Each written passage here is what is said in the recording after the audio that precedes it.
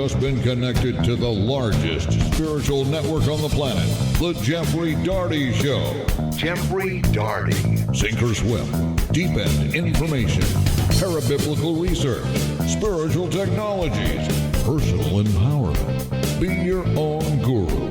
Guide your own spirit. Master your own ascension. And now, showing you how, here's Jeffrey Daugherty. Well, hello, folks. This is Jeffrey Daugherty back with the Jeffrey Daugherty Show, and I was just thinking sometimes that I am surprised at my own level of ignorance, my own level of stupidity, my own level of gullibility, if that's a word. I'm just sometimes amazed when I think about the things I used to think about for the 25 odd years that I was deeply involved with the Protestant Pentecostal Christian movement, and the things that we taught, the things that we practiced, the things that we believed. To sit back now 6, 7, 8, 9, 10 years out of it and look back and realize what I did, what I thought, and what I really thought, what I really believed, what I was convinced of. It's very scary, it's very humbling, and it's really pretty embarrassing. The things that I thought, the things I believed, the things that I was convinced were true.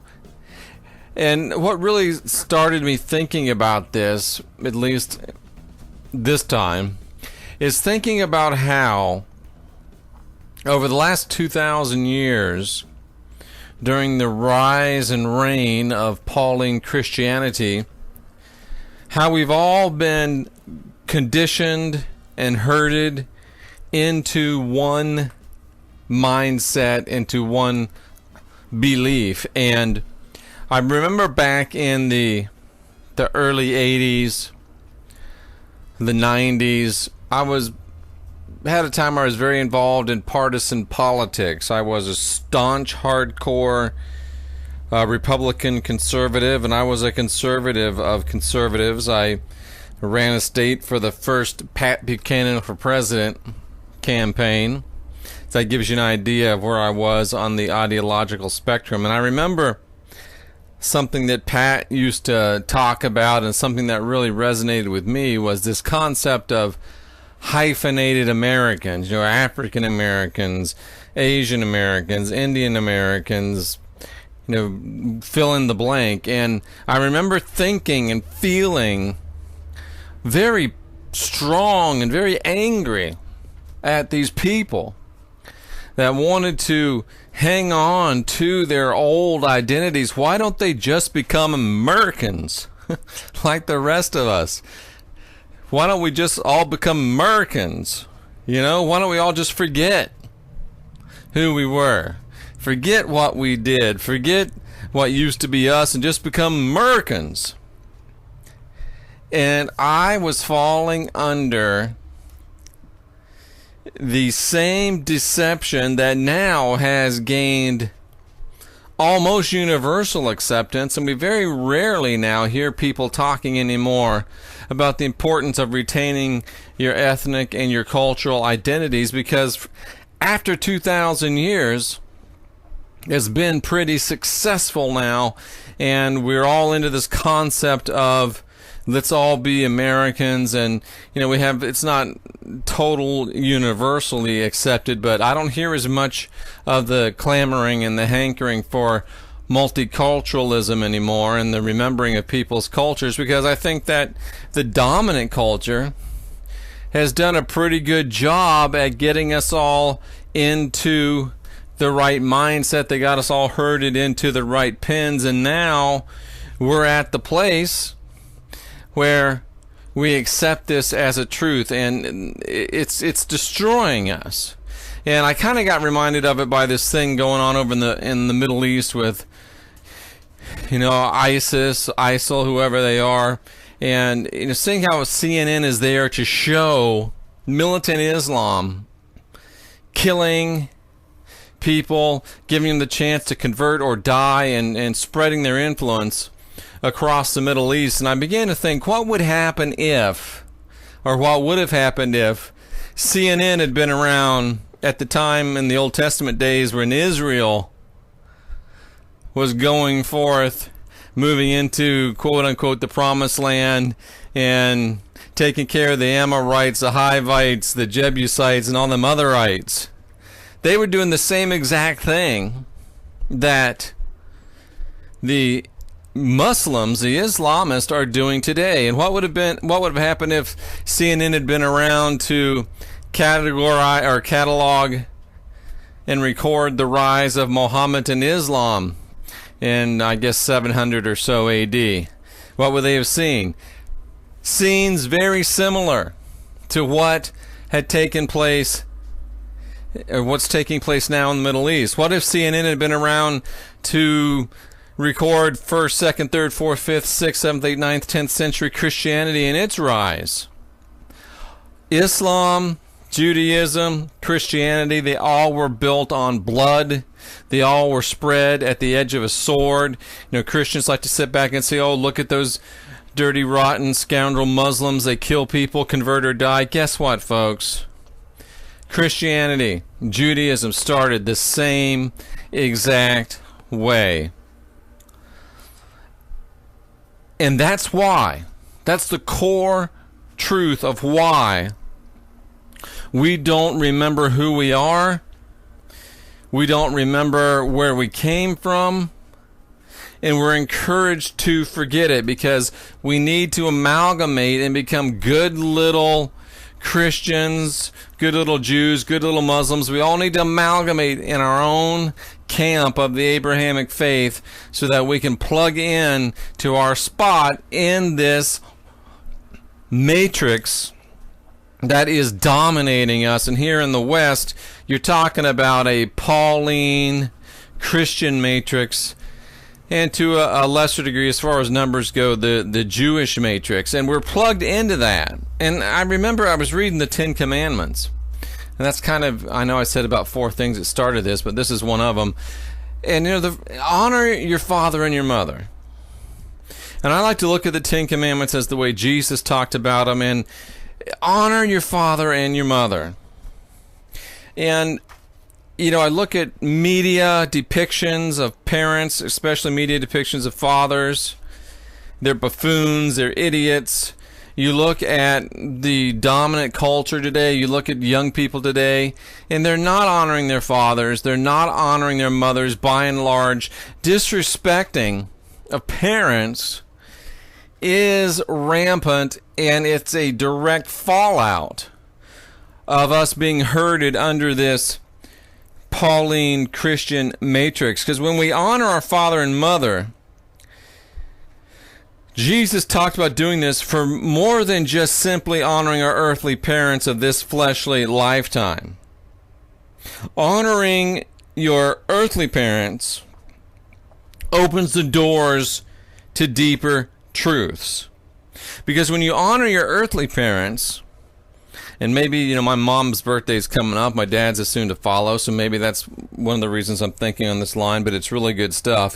When we learn that, when we honor our parents, we soon learn in a spiritual way that it's not just today's mom and dad, but the ancestors of our family lines that we are honoring. When you honor your father and your mother that you know here on this earth, or new here on this earth if they've passed on, you're honoring them. And once you begin to truly honor them in heart and in spirit, you'll begin to think beyond just your father and mother. And you'll begin to think about your ancestral line going back even further. And you'll begin to think about honoring them and recognizing them. And as we look at not only our mom and dad, but the ancestors of our family lines, this opens our understanding to who we are, which opens our understanding to our true and ultimate ancestors, our ultimate mothers, our ultimate fathers, our creators. the gods. And we have looked and studied and discovered, and if you haven't heard this yet, get online, get a concordance, a Hebrew English interlinear. Look at Genesis 1:1. The word for gods is Elohim. And then click on that word Elohim, which should be in blue if you're using the right concordance, or click on the number above that word Elohim, and it'll give you the definition of that word Elohim, and you'll see that Elohim means a plural number of gods, goddesses, or deities. So the Bible says, in the beginning, the gods, the male and female gods, the gods and goddesses created the heavens and the earth. And these gods and goddesses were possibly regional in nature, but at the very least, they were regional expressions of the same gods and goddesses, if you follow what I meant there. Were all the gods and goddesses the same gods and goddesses, or were there different gods and goddesses over different regions, or did different regions just call the same gods and goddesses by different names? That was my question. But the point is that when we start thinking about our father and our mother, here and now, then we start opening up spiritually, and this is a process that happens. You open one door, the next one's going to open. We start thinking about our father and mother here. We begin to think about our ancestors next. We begin to think about our family line, our clan, if you will, and then our mind will be back to our original Elohim, our original gods, and we'll begin to know and understand who exactly we are by opening our understanding to our father and mother, our ancestors, and our ultimate ancestors and fathers and mothers, the gods, the Elohim. And this reminds us of our individuality. And why is that important? Because it reminds us of our sovereignty. Our sovereignty spiritually. This reminds us of our individuality, and this reminds us of our spiritual sovereignty. It reminds us that we are not all creations of this religious that's only been around for 2,000 years, the God that runs this religion of Christianity that's only been around for 2,000 years, the God that runs this religion of Islam, which has only been around for 1,300 years, or even the God that runs this religion of Judaism, which has only been around for about 6,000 years. Jeff, how can you say only 6,000 years? Well, human culture and human religion has been around for 50,000 years.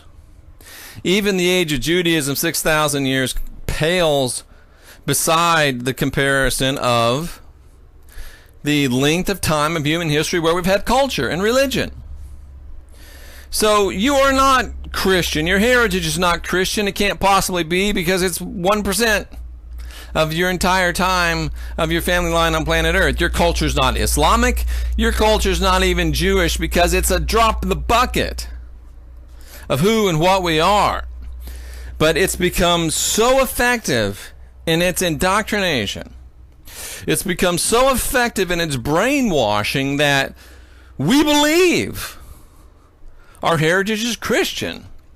We believe our heritage is Islam. We believe our heritage is Judaism. And that's totally bogus.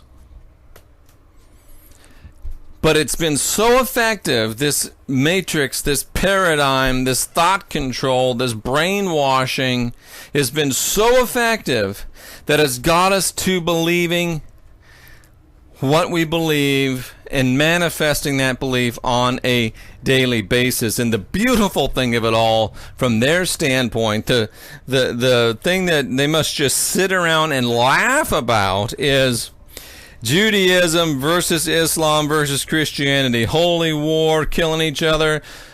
It's the same religion. The same God. Pick up a Quran, pick up a Bible, pick up an Old Testament, read through it. You're going to see the same names, the same people, the same places, and the God's the same. It's three different fashions of the same control matrix, and we're so duped that we are fighting for our faction thinking it's the reality when it's just a part of this whole thing, and they don't care who wins.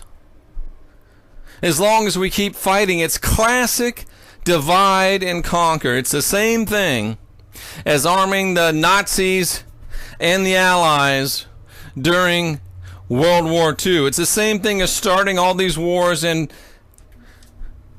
equipping both sides. Why do you think we created Al-Qaeda and then fought them? Why do you think we created Saddam Hussein and then fought him?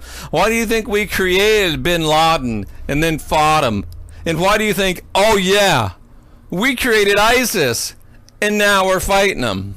How many times does it have to happen before you turn off Game of Thrones and start realizing that in this world of game, you're being owned?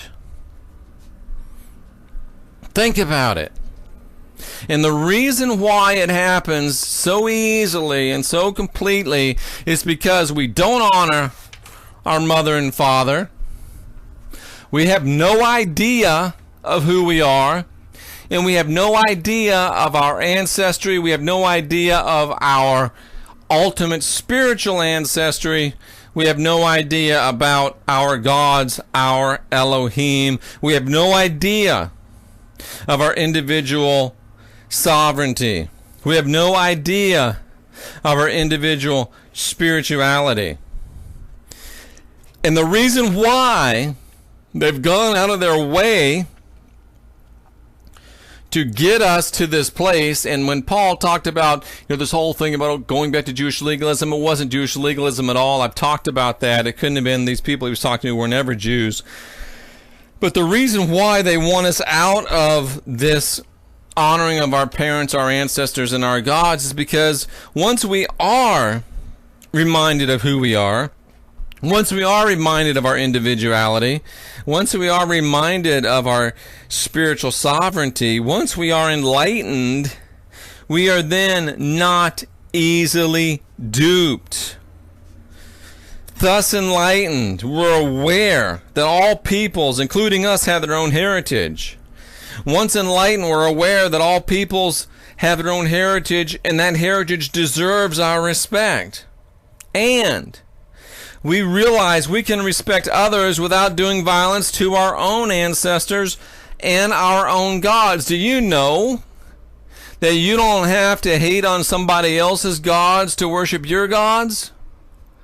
Do you know that you don't have to hate on somebody else's gods to worship your gods? Do you know that you could hang out with people that worshiped other gods and still retain your individuality in worship while honoring somebody else's?